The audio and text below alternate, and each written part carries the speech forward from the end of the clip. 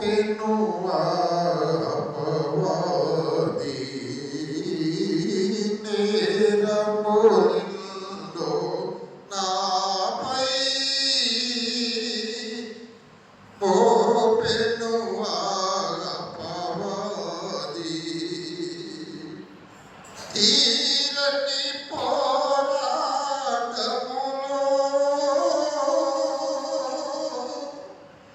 దూరముగా పరుగిడితి కల్వరిలో ఆదరించు ఆదరించు ఆదరించు నా ప్రియ యేసు రాజా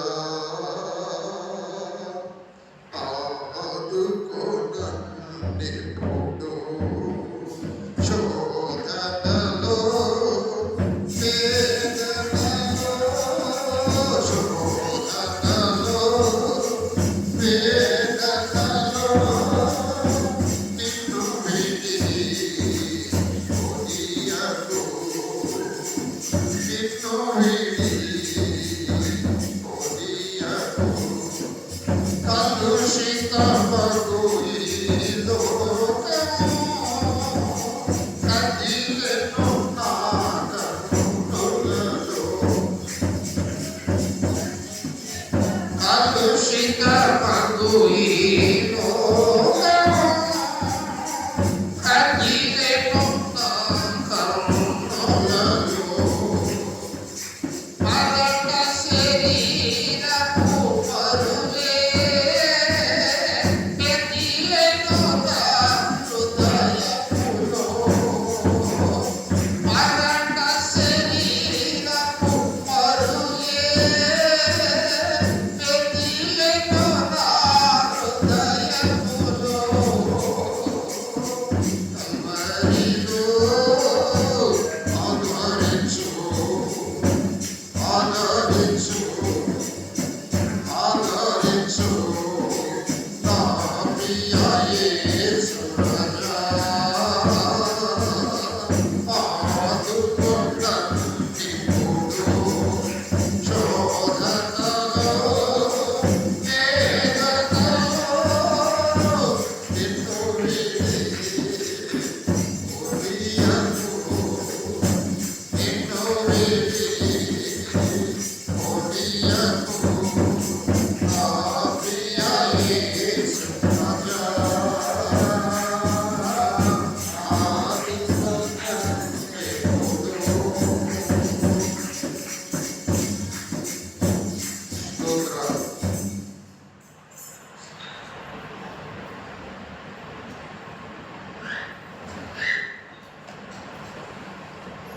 మత్తయి సువార్త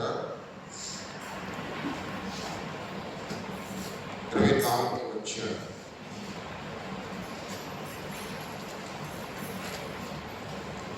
3వ వచనం దగ్గర నుంచి చూద్దాం. మత్తయి సువార్త 24వ అధ్యాయం 3వ వచనం దగ్గర నుంచి బోధిస్తున్నాం.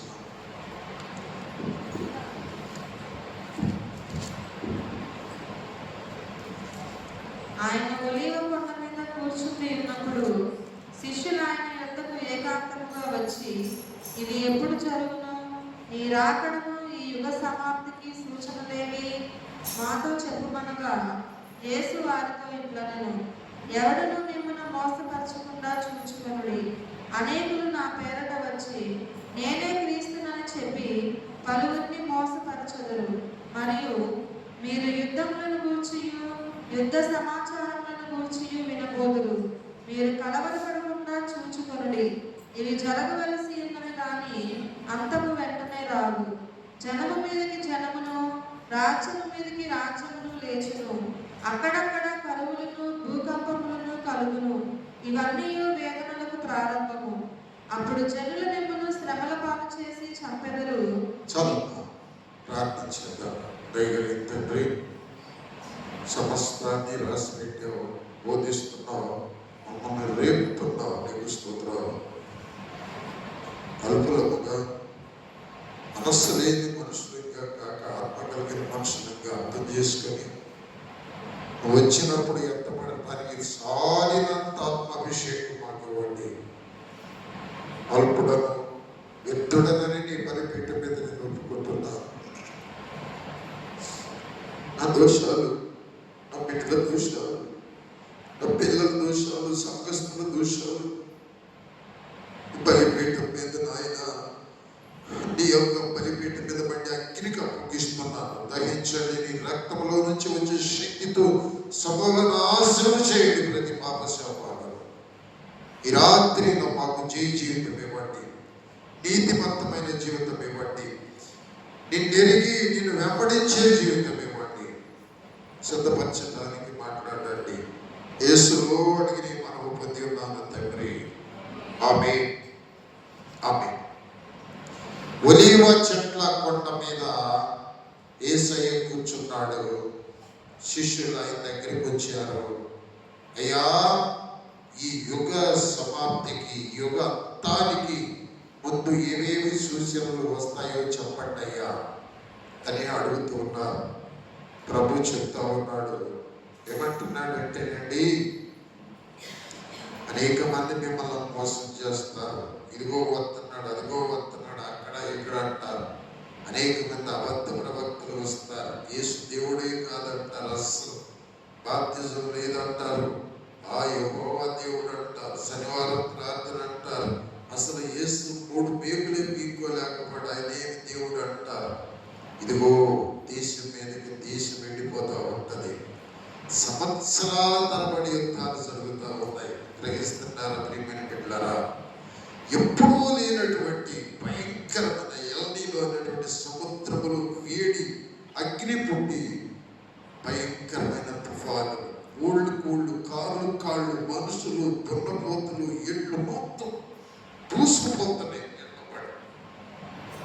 కానీ మనకు మెలుకోలేదు, మనం గ్రహించటం లేదు. చూస్తున్నాం, వదిలేస్తున్నాం, కానీ దేవుని మాటలు జ్ఞాపకం చేసుకోలేకపోతున్నాం. జనం మీదకి జనము సువార్త ప్రకటించనివ్వరు. మిమ్మల్ని శ్రమల పాలు చేస్తారు, మిమ్మల్ని దూషిస్తారు, మిమ్మల్ని అడ్డుకుంటారు. ఎప్పుడూ లేని పరిస్థితులు మీకు కళ్ళ ముందు కనపడుతున్నాయి. మీ చేతికి సెలవు వచ్చి మొత్తం అందులో చూపిస్తున్నారు. కానీ మనకు మాత్రం అర్థం కాదు. మనం మేలుకో. మనము ఎట్లా ఉన్నామంటే చెవిటి పావుల్లాగా ఉన్నాం. పిల్లకాయలా ఆడుకునే పిల్లల్లాగా ఉన్నాం. గ్రహింపు లేదు. ఎప్పుడు గ్రహింపు వస్తుంది అంటే విడవబడినప్పుడు గ్రహింపు వస్తుంది, లేదా నరకంలోనికి వెళ్ళి ధనవంతుడు వల్ల వేదన పొందేటప్పుడు గ్రహింపు వస్తుంది. కానీ అప్పుడు ఫలితం ఉండదు. కనీసం బ్రతికి ఉండగా ఇప్పటికైనా నా దోషాలు, నా పిల్లల దోషాలు, నా ప్రజల దోషాలు ఒప్పుకొని కొంతమందినైనా కనీసం నా కుటుంబంలో కొందరిని, ఇదిగో ఒక 10 మంది కోసం నేను భారంగా ప్రార్థన చేసి వారిని రక్షించుకున్నానయ్యా చెప్పడానికి, వాళ్ళతో చెప్పవలసిన సువార్త, వాళ్ళ కోసం కన్నీటితో వాళ్ళని రక్షించయ్యని ఏడిస్తే జాలి కలిగినయ్యా వాళ్ళని మారుస్తారు. ఈ భారం కనీసము ఈ దినాలలో, ఇన్ని పరిస్థితులు జరుగుతున్న దినాలలో మీకు తెలియాలి. భూకంపం వచ్చి బిల్డింగ్లు దేశాలు జపాన్లో కొట్టుకుపోతున్నాయి. వరదలండి మన దేశంలో, మన రాష్ట్రంలో, మన పక్క ప్రాంతంలోనే భయంకరమైన వరదలు. కృపాల్సిన చోట ఇసుక నేలలో ఏదో 4 సింకులు పడిపోతున్నాయి. నేల తడబట్టల్లా 4 పళ్ళు పోసారు, ఈసులు పోతున్నాయి, ఎండిపోతా ఉన్నాయి. ఈసులు మంట. ఏం తినాలి, ఏం తాగాలి? పశువులకు మేత ఏంటి? కరువు రాదా?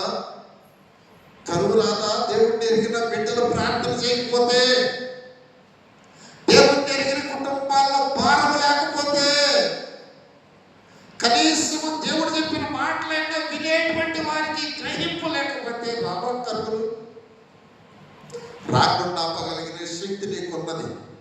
ఆపే శక్తిని దేవుడికున్నది. ఏడ్చి ఆయన అడగలేకపోతున్నాం మనం. కనుక ఈ రాత్రి నేను మీతో పరిశుద్ధాత్మ ప్రేరేపణతో చెప్పాలనుకుంటున్నది ఏంటంటే, ఒకసారి మత్తయి సువార్తలోనే చూడండి. మత్తయి సువార్తలో ప్రభు చెబుతున్నాడు, 35వ వచనం దగ్గర నుంచి చదువమ్మా. 24వ అధ్యాయం 35వ వచనం దగ్గర నుంచి. ఆకాశమును భూమియు గతించును, కానీ ఏంటండి మాట? యేసయ్య చెప్తున్నాడు, ఆకాశాలు గతించిపోతాయి, భూమి గతించిపోద్ది. మరి గతించిపోతే ఏంటి? నా మాట గతించిపోని ఆయన మాట ఆయన చెప్పాడు. బైబిల్ గ్రంథంలో ఆయన చెప్పింది ఏది జరగకుండా ఉందండి? యేసయ్య చెప్పిన మాట ఇది జరగలేదని చెప్పండి. ఏదైనా సరే ఆయన ఏది చెప్పాడు అది జరుగుతుంది కదా. భూమి గతించిపోద్ది, ఆకాశం గతించిపోద్ది, నా మాటలు గతించవని చెప్తా ఉన్నాడు. ఒక్క మాటను నమ్మితే మన బ్రతుకులు బాగుపడతాయండి. ఒక్క మాటను పట్టుకుంటే మన బ్రతుకులు బాగుపడతాయి. నేను కన్నీటితో చెప్తున్నాను. మీకు ఎట్లా అనిపిస్తుందో? నేను ఏడుస్తానే చెబుతున్నాను. నేను ఎన్నాళ్ళు ఇలాగా బ్రతుకుతాం? చెవిటి పాముల్లాగా, చిన్న పిల్లకాయలాగా నెత్తిని దుమ్ము పోసుకొని గిచ్చుకొని గిల్లుకునేటువంటి ఆ పసిపెట్టలాగా ఎన్నాళ్ళు బ్రతుకుతాం అండి? ప్రభు వచ్చేస్తా ఉన్నాడు. ఎవరు చెప్తే మీరు నమ్ముతారు? ఏం చెప్తే మీరు నమ్ముతారు? ఇప్పుడు మన బ్రతుకులు మార్చుకొని సిద్ధపడి, ఇదిగో నేను రెడీ ప్రభువా రండి అని చెప్పగలిగిన స్థితి ఎప్పుడు వస్తుందండి మనకి? ప్రభు అంటున్నాడు ఇక్కడ, ఆకాశాలు గతించిపోతాయి, ఏమంటే భూమి గతించిపోతే నా మాటలు మాత్రము గతించవు. అయితే ఆ దినమును గూర్చి ఆ గడియను గూర్చి తండ్రి మాత్రమే ఎరుగును గాని ఏ మనుషులైనను పరలోకమంతని దూతలైనను కుమారుడైనను ఎరుగను. ఆయనండి వాస్తవానికి ప్రభువు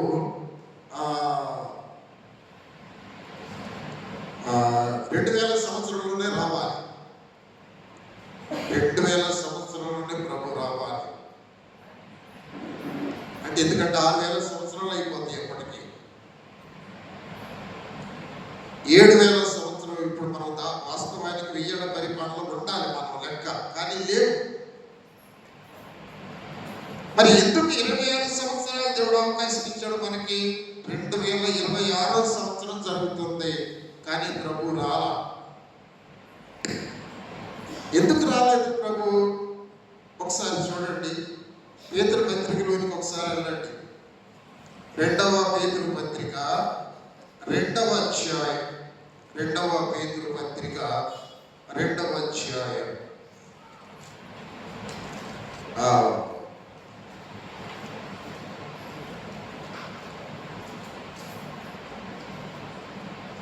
3వ అధ్యాయం చూడండి ఒకసారి. 3వ అధ్యాయము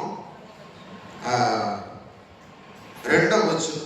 పరిశుద్ధ ప్రవక్తల చేత పూర్వమందు పలకబడిన మాటలను ప్రభువైన రక్షకుడు మీ అపోస్తలుల ద్వారా ఇచ్చిన ఆజ్ఞను మీరు జ్ఞాపకం చేసుకోవాలన్న విషయమును మీకు జ్ఞాపకం చేసి నిర్మలమైన మీ మనస్సులను రేపుచూ ఉన్నాను. దేవునికి స్తోత్రం. రేపుచూ ఉన్నా, రేపుట.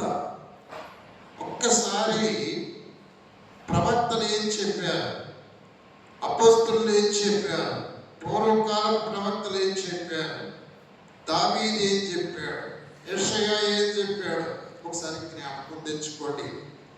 ఇవి జ్ఞాపకం తెచ్చుకోవాలని మిమ్మల్ని రేపుతూ ఉన్నాను అంటాడు.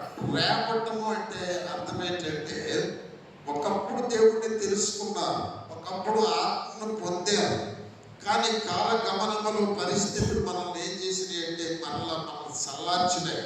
ఒక మాట చూడండి, 2వ పేతురు పత్రిక 1వ అధ్యాయములో, 2వ పేతురు పత్రిక 1వ అధ్యాయం 9వ వచనములో, ఇవి ఎవరికి లేకపోవునో శుద్ధి కలిగిన సంగతి మరిచిపోయి గుడ్డివాడు దూరదృష్టి లేనివాడు అవుతాడు. ఎందుకంటే ఒకప్పుడు నీ పాపములకు శుద్ధి కలిగింది, నువ్వు వెలుగును. బాప్తిజం పొందావు, పరిశుద్ధమైన బిడ్డవయ్యావు, వెలుగు బిడ్డవయ్యావు, ఆత్మను పొందుకున్నావు, మంటావు. కానీ కాలగమనములో నువ్వు నువ్వేమయ్యావంటే పుట్టివాడు అయిపోయావు. నా పాపములకు శుద్ధి కలిగింది, నేను పరిశుద్ధుడు అన్న విషయాన్ని నీవు మర్చిపోయావు. మర్చిపోయావా లేదా? మర్చిపోయావు, ఖచ్చితంగా మర్చిపోయావు. మర్చిపోకపోతే మీ ముఖాల్లో యేసుక్రీస్తు వారు కనపడాలి, మీ హృదయాల్లో యేసుక్రీస్తు ప్రేమ కనపడాలి. మీలో ఇంకా కక్షలు, మీలో ఇంకా గొడవలు, మీలో ఇంకా స్వార్థాలు, విభేదాలు ఉండకూడదు. మీరందరూ దేవుని దూతల వలె తగనగా మెరుస్తూ మీ ముఖాలు కాంతితో ప్రకాశించాలండి. మీరు ముందుకెళ్ళవలసిన వారు వెనక్కెళ్ళిపోయారు. ఎందుకు వెళ్ళిపోయారయ్య అంటే చూడండి 10వ వచనంలోనే, అందువలన సహోదరులారా మీ పిలుపును ఏర్పాటును నిశ్చయము చేసుకొనుటకు మరి జాగ్రత్త పడండి అని అంటూ 14వ వచనంలో అంటాడు. 14వ వచనంలో, మరియు మన ప్రభు అయిన యేసుక్రీస్తు నాకు సూచించిన ప్రకారము నా గుడారమును త్వరగా వలసి వచ్చునని ఎరిగి ఈ గుడారంలో ఉన్నంత కాలం ఈ సంగతులను జ్ఞాపకం చేసి మిమ్మల్ని రేపుట న్యాయమని ఎంచుచున్నాను. ఏమండి పేతురు గారు చెప్తున్నాడు, ఆయన చచ్చిపోయే ముందు, ఇదిగో 2 సార్లు రేపుతున్నాను అంటాడు. మొదటిసారి ఏం రేపుతున్నారంటే, మీరు మీ పాపములు పశ్చాత్తాపం జరిగింది, పరిశుద్ధులైన విషయం మీరు మర్చిపోయారు. మీరు గుడ్డివారు, దూరదృష్టి లేని వారు అయిపోయారు. ఒక్కసారి చూడండి పరిస్థితులు, కన్నులు తెరిచి వాక్యాన్ని మీరు జ్ఞాపకం తెచ్చుకొని చూడండి. ప్రభు ద్వారం దగ్గరే ఉన్నాడు, వస్తా ఉన్నాడు. మీరు నిద్రపోతున్నారు, మీరు భక్తులై ఉన్నారు, మీరు లోకములో మమేకమై సుగమలో లోతుగానే గడిపినట్టుగా, వాళ్ళతో గవినియతో గడుపుతున్నట్టుగా గడుపుతున్నారు మీరు. కనుక మీ పిలుపేంటి ఒకసారి జ్ఞాపకం తెచ్చుకోమని రేపుతున్నాం. ఏ ఏర్పాటులో దేవుడు మిమ్మల్ని పిలిచాడో అది జ్ఞాపకం తెచ్చుకోమని రేపుతున్నాను అంటున్నాడు. ఇది మొదటి రేపుట. ఎందుకు దేవుడు నన్ను పిలిచాడు? లోకములో పాపములో భ్రష్టత్వంలో బ్రతుకుతూ ఉండగా, వ్యర్థంగా బ్రతుకుతూ ఉండగా, గమ్యమేరుగా బ్రతుకుతూ ఉండగా దేవుడు నన్ను పిలిచాడండి. నన్ను శుద్ధి చేశాడు, నా పాపములకు క్షమించాడు, నా స్థితిని మార్చాడు. నేను ఇది మర్చిపోయి గుడ్డివాడినై లోకముతో నేను ఆ లోకానుసారంగా లోకము కంటే ఇంకా భ్రష్టుడి వలె బ్రతుకుతా ఉంటే, నేను గుడ్డివాడిని కాక నా పిలుపును నేను గుర్తుపెట్టుకున్నవాడిన, నా ఏర్పాటును నేను గుర్తుపెట్టుకున్నవాడిన. కనుక నీ పిలుపును, నీ ఏర్పాటును గుర్తుపెట్టుకోమని రేపుతూ ఉన్నాడు. నీవు దేవుని గురించిన అనుభవం జ్ఞానము, దేవునితో నడిచిన అనుభవం జ్ఞానం ఒకసారి గుర్తు తెచ్చుకో. దేవుడు నీ కోసం ఎంత శక్తిని ఉపయోగించాడో ఆ శక్తి ద్వారా నీ భక్తి, నీ జీవాన్ని గుర్తు తెచ్చుకో. మొదటిగా రేపుతా ఉన్నాడు. ఈ 2వసారి ఏమైనా రేపుతా ఉన్నాడంటే 3వ అధ్యాయములో చూడమ్మా, 2వ వచనంలో, పరిశుద్ధ ప్రవక్తల చేత పూర్వమందు పలకబడిన మాటలను ప్రభు అయిన రక్షకుడు మీ అపోస్తలుల ద్వారా ఇచ్చిన ఆజ్ఞను మీరు జ్ఞాపకం చేసుకొనవలెను అనే విషయమును మీకు జ్ఞాపకం చేసి నిర్మలమైన మీ మనస్సులను రేపుతూ ఉన్నాను. ఎందుకు రేపుతూ ఉన్నాడంటే చూడండి, ఇక్కడ 3వ వచనంలో, అంత్య దినములలో అపహాసకులు అపహాసించుచూ వస్తారంట. మీరు ఈ సెల్ఫోన్ చూస్తున్నారుగా, ఎంతమంది క్రైస్తవులు తిడుతున్నారండి, ఎంతమందిని యేసయ్యను భయంకరంగా దూషిస్తున్నారండి, ఎంతమంది యేసయ్య తల్లి మీద నిందలు మోపుతున్నారండి.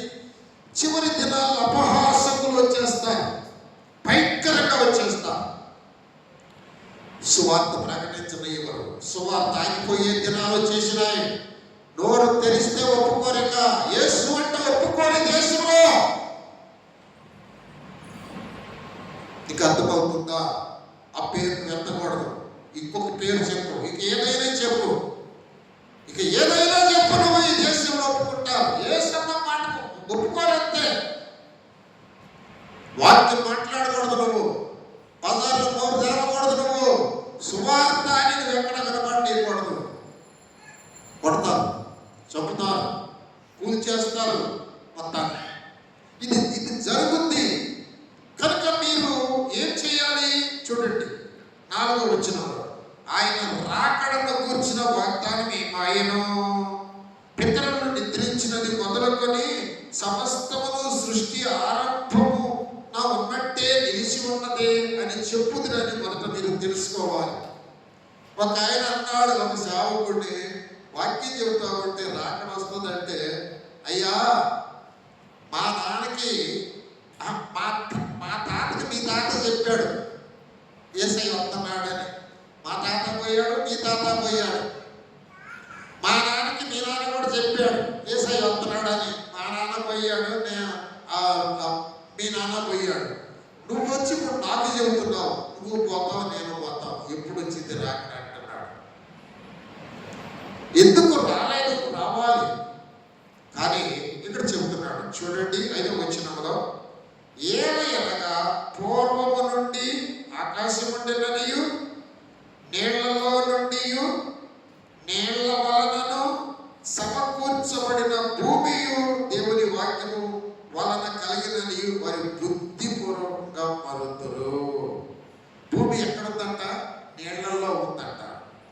నీళ్లలో ఉండి చూడండి, అక్కడ పూర్వం ఆకాశం ఉంది, నీళ్లలో నుండి నీళ్ల వలన సమకూర్చబడిన భూమియు దేవుని వాక్యం వలన కలిగాను వారు బుద్ధిపూర్వకంగా మరుతురు. ఆ నీళ్ల వలన అప్పుడున్న లోకము నీటి వరదలో మునిగి నశించను. ఒకసారి ఇట్లాగే వచ్చి మత్తయి సువార్తలోనికి రండి. ఒకసారి ఇట్లా వచ్చి మత్తయి సువార్తలో 37వ వచనం చూడండి, 24వ అధ్యాయం. నోవహు దినములలో ఎలాగుండెనో మనుష్య కుమారుని రాకడయును అలాగే ఉండును. జల ప్రళయమునకు ముందటి దినములలో నోవహు ఓడలోనికి వెళ్ళిన దినము వరకు, ఈ మాట పట్టుకోండి, నోవహు ఓడలోనికి వెళ్ళిన దినము వరకు వారు తినుచు త్రాగుచు పెళ్లి చేసుకొనొచ్చు పెళ్లికిచ్చుచూ ఉండిరి. జల ప్రళయం వచ్చి అందరినీ కొట్టుకొని పోవు వరకు ఎరుగకపోయిరి. అలాగుననే మనుష్యుని కుమారుని రాకడా ఉండును. దేవునికి స్తోత్రం కలుగుగాక. ఎలా ఉంటుందని యేసయ్య చెప్పాడండి. ఈ దినాలు ఖచ్చితంగా ఆయన రాకడ దగ్గరకు వచ్చేసింది. మనకు సిద్ధపడకపోయినా వచ్చేస్తుందంటే 26 సంవత్సరాలు ఆగాడు ఆయన. 26 సంవత్సరాలు ఆగాడు. మనుషులందరూ నోవహ దినాలలాగానే ఉంటారని కూడా ఆయన చెప్పాడన్న భయం ఉంటే కొద్ది మంది అయినా మారుతారు. నీకు నిజంగా భయం ఉంటే నువ్వు మారుతావు. ఏముందండి లోకంలో మనం బ్రతకడానికి? ఏముందండి? ఏది ఇది? నాకు ఒక్కసారి నిజంగా ఆలోచించండి. అసలు నిజంగా ఆలోచించండి. ఈరోజు చచ్చిపోతే ఏముందండి? నాకు ఏముంది? నా భార్య నాదైతే, నా పిల్లలు నా ఇల్లు నాదే, నేను సంపాదించిన డబ్బు నాదే, తీసుకెళ్ళిన సామాన్లు కూర్చిపెట్టి వచ్చేసేస్తాను, అయిపోయా. ఏం సంపాదించుకున్నావు?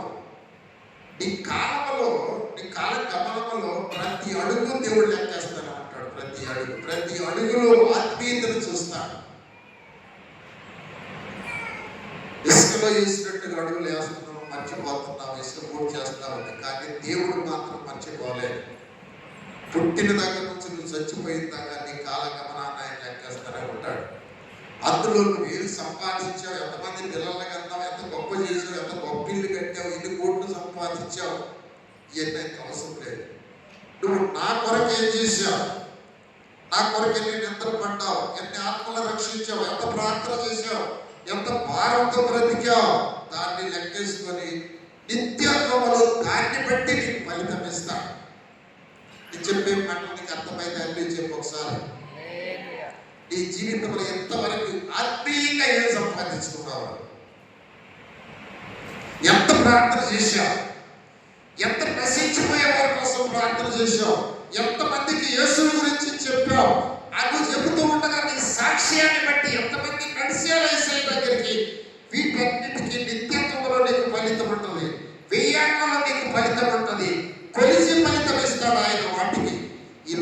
మామూలు బ్రతికిన బ్రతుకు ఏం లేదు. నా బిడ్డలు డాక్టర్లు అయ్యా, భలే బాగా సంపాదించారయ్యా, ఉద్యోగాలు చేశారయ్యా, ఎమ్మెల్యేలు అయ్యారయ్యా, రాజ్యాలు వెళ్ళారయ్యా, మరి పేరు సంపాదించుకున్నారయ్యా, స్పోర్ట్స్ మెన్లు అయ్యారయ్యా, యాక్టర్లు అయ్యారయ్యా. ఇదంతా కాదు. నా కోసం ఏమన్నా చేస్తే చెప్పు, దానికి నేను ఫలితం ఇచ్చి నిత్యత్వంలో లేదా వెయ్యేళ్ళ పరిపాలన తీసుకెళ్తాను. అదే దేవుడు అడిగే. ఈ రాత్రి నేను మీతో చెప్పేది ఏంటంటే, ఈ దినాన ప్రభు వస్తే, లేదా మనం చచ్చిపోతే, లేదా భూకంపం వస్తే, లేదా వరద వస్తే, లేదా ఒక అడుగు బాంబు దేశాల మీద పడే, ఏదో పొరపాటు మన దేశం మీద పడితే, మనకు దేవుడి దగ్గరికి వెళ్తే మనం చెప్పే లెక్క ఏంటి? ఇది నీకు అర్థమైతే ఏడుస్తావు. ఎంత ఆత్మీయత నీ జీవితంలో నువ్వు జీవించావు, శరీరానుసారంగా ఎంత జీవించావు, ఆత్మానుసారంగా ఎంత జీవించావు, లోకం కోసం నీ యొక్క సమయాన్ని ఎంత ఖర్చు పెట్టావు, దేవుడి కోసం నీ సమయాన్ని ఎంత ఖర్చు పెట్టావు. ప్రాణం పెట్టాడు, రక్తం ఖర్చాడు. ఇదిగో శరీరం రక్తము ముక్కల ముక్కలైపోయి నీ కోసం ఉన్నది. నిందలు అనుభవించాడు, అవమానాలు భరించాడు. నువ్వు ఏం చేసావు ఆయన కోసం? ఏం చేయగలిగావు? నా పట్ట కోసం నేను బతికాను, నా కుటుంబం కోసం నేను బతికాను. ఎత్తి ఈ కోసం బ్రతుకుతావయ్యా, అది వద్దు నాకు. నువ్వు జన్మించావు, పెళ్లి చేసుకున్నావు, పిల్లల్ని కన్నావు కనుక నువ్వు పోషించాలి. కొన్ని కుటుంబాలను అది కూడా లేదులే, వాళ్ళు ఎందుకు బతుకుతున్నారో వాళ్ళకే తెలియదు. ఏడ్చి అదిగో ఆ పశువు బతుకుతుందో వీళ్ళు బతుకుతున్నారు. బాధ్యత లేని కుటుంబాల్లో బ్రతికేవారు ఉన్నారు. కానీ బాధ్యత కలిగిన బ్రతుకుతున్నా, అది కూడా లెక్కలోనికి రాదు. నా కోసం నువ్వేం చేశావు? నీ కోసం నేను ప్రాణం పెట్టాను, నీ కోసం రక్తం కార్చు, నీ నిందలు తొలగించాను, నీ శాపము తొలగించాను, నీ దరిద్రం తొలగించావు, నీ కోసం శిలువలో నిలువున వేలాడాను. నా కోసం నువ్వేం చేశావు? దానికి జవాబు కావాలి దేవుడికి. ఆ జవాబు సిద్ధపాటు. నోవహు దినాలలో జరిగినట్లుగా, నోవహు దినాలు చూడమ్మ మాట చదవండి ఒకసారి. మత్తయి సువార్త 24వ అధ్యాయం. నోవహు దినములలో, నోవహు దినములు 37వ వచనం అండి. నోవహు దినములు ఎలాగూ ఉండెనో. అక్కడ వినండి. నోవహు దినాలు ఎలాగున్నాయి? నోవహు దినాలు ఎలాగున్నాయి? మనుషుల హృదయం యొక్క తలంపుల్లోని ఊహలంతా ఎల్లప్పుడూ కేవలం చెడిపోయి ఉన్నాయి. ఇప్పుడు మన హృదయాల తలంపులు ఎలా ఉన్నాయి?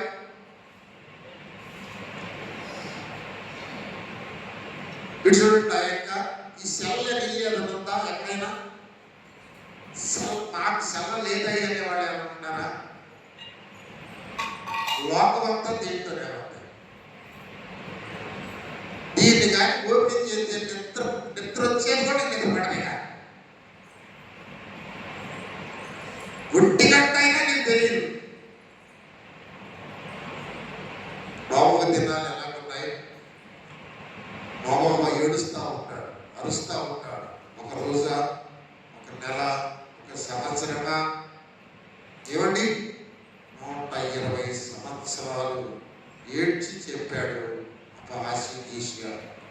యేసయ్య గురించి చెప్తాను కాదంటే బజార్లో నవ్వుతున్నారు, పడుతున్నారు. ఎవడరా మీరు? ఎప్పుడు వచ్చాడు? ఎందుకు వచ్చాడు? ఎవరు చెప్పమన్నాడు కదా? అసలు ఏ అధికారం, ఏం రైట్స్ ఉన్నాయి?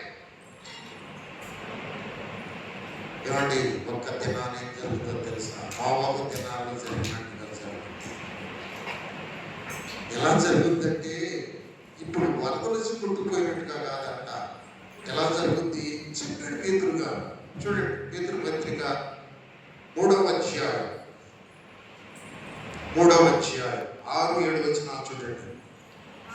ఆ నీళ్ల వలన ఇప్పుడున్న లోకము నీటి వరదలో మునిగి నశించను. కానీ ప్రభు అన్నాడు, ఈసారి నీళ్ల ద్వారా మిమ్మల్ని నశింప చేయనన్నాడు ప్రభు.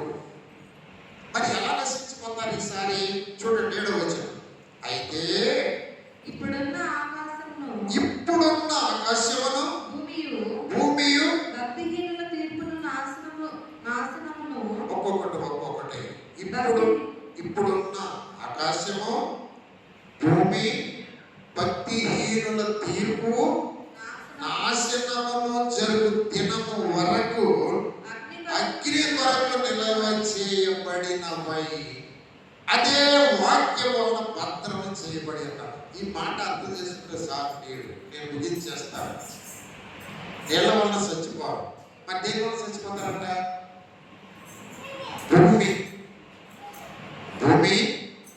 చూడండి ఒకసారి, చూడండి. ఇక 10వ వచనం కూడా చదువుతున్నాను.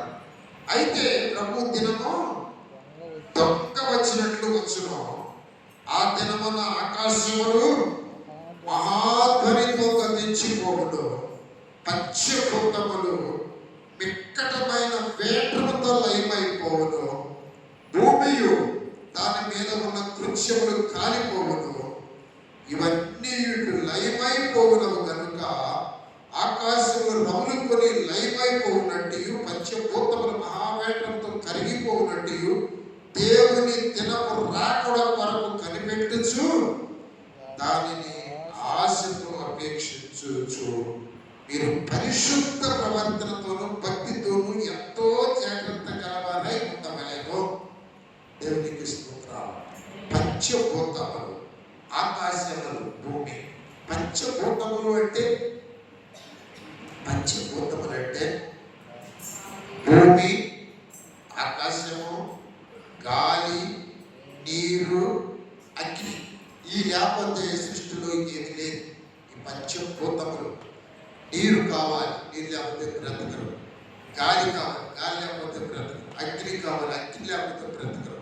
భూమి ఉండాలి, ఆకాశం ఉండాలి. ఈ ఏవి ఉండవు. అగ్ని రములు కొన్ని పంచభూతముల వికృతమైన వేటముతో లయమైపోతాయి. హల్లెలూయా చెప్తాం. హల్లెలూయా.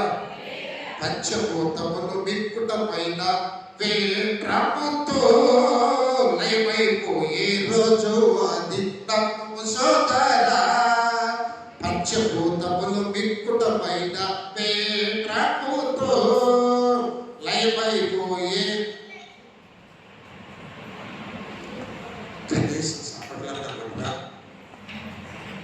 కనీసం నేను ఈ రకంగా కొంచెం ఉద్యమం, కొంచెం మొత్తంలో కొంచెం ఎంటారు, కొంచెం కదిలిస్తే రేపు దీన్నే రేపట పడతారు. పేతువారు ఎందుకు రేపుతున్నాడంటే వాళ్ళు గుడ్డి వాళ్ళు దూరదృష్టి కలవారై రేపుతున్నారంట. రెండవ రేపుడు ఎందుకంటే రాకడంతో సిద్ధపడలేదని రేపుతున్నారంట. నేను ఎందుకు పంచభూతములని చెబుతున్నానంటే మన వాళ్ళు కొంచెం నీరసంగా ఉండాలని రేపుగా ఉంటే ఒకళ్ళిద్దరు మాత్రం అంటున్నారు. చప్పట్లు కొట్టుకొని మాట్లాడి కొంచెం రేగంటరా. హల్లెలూయా. పంచభూతములు వికృతమైన వేటముతో లయమైపోయే రోజు అది తప్పు సోదరా.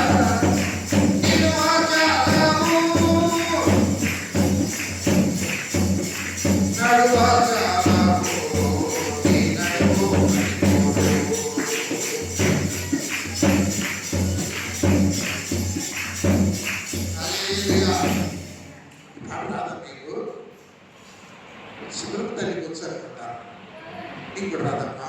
ఓకే, దేవునికి స్తోత్రం. ఇది ఏమైనా దాని దగ్గరికి వచ్చేసింది. మీరు సిద్ధమైన రక్షణ పొందారు, ఓకే, కాదనట్లేదు. మారు మనసు పొందారు, ఓకే, కాదనట్లేదు. బాప్తిజం పొందారు, కాదనట్లేదు. బలలో పాల్గొంటున్నాం, కాదనట్లేదు. సిద్ధపడ్డావా? రాకడ ఉందని నీకు అర్థమయ్యిందా? రాకడ దగ్గరలో ఉందని నీకేమన్నా కొంచెమన్నా నీ బుర్రకు తట్టిందా? కొద్దిగా రాకడ కోసం నేను సిద్ధపడాలి. రాకడ రెండు రకాలుగా ఉంటుంది. రాకడ రెండు రకాలు. ఒకటి ఆగమనం, దాన్ని ఏమన్నారంటే ర్యాప్చర్ అన్నారు. ఆగమనము, రాకడ. మొదటిది ఆగమనము మధ్యాకాశం వరకే. భూమి మీదకి రాడు ఆయన. మొదటి రాకడ భూమి మీదకి వచ్చాడు, శరీరధారిగా వచ్చాడు, భక్తుడుగా వచ్చాడు, శిలువలో మరణించాడు, రక్షణను, వాక్యాన్ని, ఆత్మను, సమస్తాన్ని చేశాడు, వెళ్ళిపోయాడు. సిద్ధపడిన బిడ్డలను తీసుకెళ్ళడానికి ఆయన మేఘాల మీద మధ్యాకాశానికి వచ్చి ఆయన యొక్క ఆ మహిమ ప్రభావాలు భూమిని తాకగానే పరిశుద్ధాత్మ ఆయన బిడ్డలందరినీ లేపుకొని తీసుకెళ్ళిపోతాడు. ఇది మొదటి రాకడ. ఈ మొదటి రాకడలో ఎత్తబడిన వాళ్ళే ధన్యులు. ఇక మిగిలినటువంటి ఈ ఎత్తబడిన తర్వాత ఉన్నటువంటి సంఘము కానీ దేశము కానీ వాళ్ళు పడే పాటలండి బాబు చెప్పుకోవడానికి ఎంత ఘోరమైన పాటలు వాళ్ళు పడతారేంటండి. చూడండి 24వ అధ్యాయమే 28వ వచనం చూడమ్మా. ఆ దినముల శ్రమ ముగిసిన వెంటనే చీకటి సూర్యుని కమ్మును, చంద్రుడు కాంతినీయడు, ఆకాశం నుండి నక్షత్రాలు రాలును, ఆకాశమంతటి శక్తులు కదిలించబడను.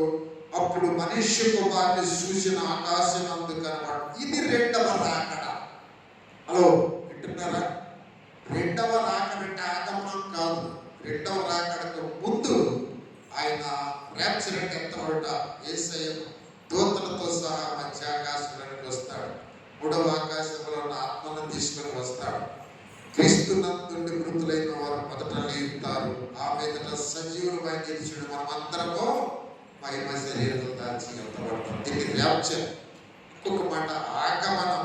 ఆయన ఆగమనము మనం ఎత్తబడటం. ఇది కానీ దీనికి కానీ సిద్ధపడకపోతే నువ్వు నెత్తులు తాగాలి, గాలి సాగినంత తేల్చలేవు. ఈ భూమి మీద నువ్వు పడే పాటలు పసిబిడ్డలు చంపుకొని తింటారంట. ఈ శవాలను పిక్కు తినడానికి ఆకాశ పక్షులకు ఆజ్ఞాపిస్తా అంట దేవుడు. ఇదిగో విందు చేసుకోండి, ఈ శవాలను తినండి అని ప్రభు రాసి పెట్టాడు. వారికి కొంచెం భయపడాలి. ఇప్పుడు ఉన్నట్టుగా ఇంకొంత ఉండబోదు. కనుక ఇక ఎత్తబడిన తర్వాత అప్పుడు ఇక ఆకాశము సూర్యుడు ఏమైపోతాడు? మళ్ళీ సూర్యుని చీకటి కమ్ముద్ది. సూర్యుని చీకటి కమ్మితే ఏమైంది? పంటలు పడతాయా? వర్షాలు కురుస్తాయా? దోమలు ఈగలు ఎక్కువైపోతాయా? ఏ ఇంట్లో చూసినా కూడా భయంకరమైనటువంటి రోగాల.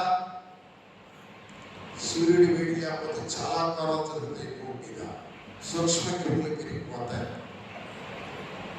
వ్యాధులు ఎక్కువైపోతాయి, బ్యాక్టీరియా వైరస్ ఎక్కువైపోతాయి, కొత్త జబ్బులు వస్తాయి. చచ్చిపోయిన కరోనా మళ్ళా తిరిగి వస్తుంది. బొట్లు రాలిపోతారు. డబ్బులు మొన్న కరోనా వస్తేనే ఇతర దేశంలో డబ్బులు ప్రజలను బాగా చేశారట. లక్షల కోట్లు కనిపిస్తుంది. ఎక్కడ దాకా వద్దు. నా భార్యను తీసుకుని సంఘటనలు చేపిస్తే 5 లక్షలు పెట్టి లోపల తీసుకున్నా. అమ్మాయి 5 లక్షలు పెట్టి లోపల తీసుకున్నాను, అప్పుడు పెట్టేస్తున్నాం. ఎక్కడో కాదు, నా కుటుంబంలో జరిగింది.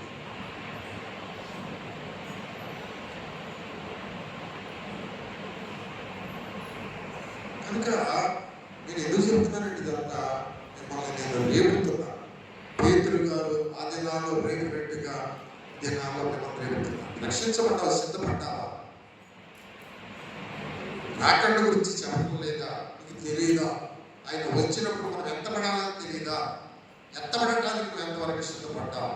ఈ రాత్రి అయినా సిద్ధపడాలంటే నేను చెబుతూ ఉన్నాను కదా, నువ్వు పశ్చాత్తాపడాలి. నీ పాపాలు ఒప్పుకోవాలి, నీ కుటుంబ పాపాలు ఒప్పుకోవాలి. ఇదిగో నీ సంఘంలో ఎంత జారిపోయిన వారి పాపాలు ఒప్పుకోవాలి. అన్నిటితో నిజంగా ఒప్పుకోవాలి.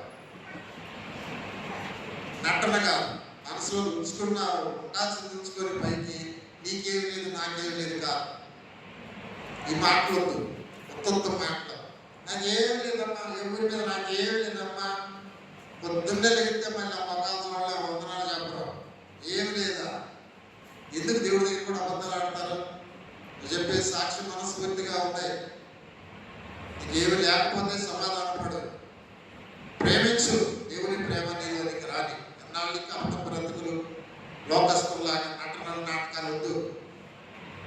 మిమ్మల్ని నేను రేపుతున్నాను, సిద్ధపడండి. దేవునిలాగా ఉండండి. దైవ స్వభావంలో పరిభాగస్తులై బ్రతకండి. దేవుని ప్రేమ మనం ఎలా అనుభవించామో ఆ ప్రేమను నువ్వు నీ గుండెల్లో నింపుకుంటే దేవుని ఆత్మ నీలో ఉంటే అందించు. ఆ ప్రేమ క్షమించలేవా? నీ బిడ్డ నీ మీద ఉప్పు వేస్తే, నీ బిడ్డ నీ మీద మలినం వేస్తే నీ బిడ్డను క్షమించవా? నీ తల్లిలో నీ చెల్లిలో తప్పు చేస్తే నీ గుండెల్లో దాచుకోవా? మన బిడ్డలైతే ఎండేస్తావు, మన బిడ్డలైతే దాచుకుంటాం. లోకస్తుల బిడ్డలైతే దాచుకుంటావా? ఎందుకు దాచుకో? నువ్వు దేవుని బిడ్డవు కదా. వాళ్ళందరినీ ఎండేసేయాలి, నీ బిడ్డలు మాత్రం దాచుకోవాలి. అది దైవికం కాదు. నా బిడ్డ ఎంతో బయట వాళ్ళ బిడ్డ కూడా అంతే. అది దైవిక ప్రేమ. కనుక దేవుని ప్రేమలో బ్రతుకుతాం. నేను ముగించేస్తున్నాను ప్రియులారా. ఈ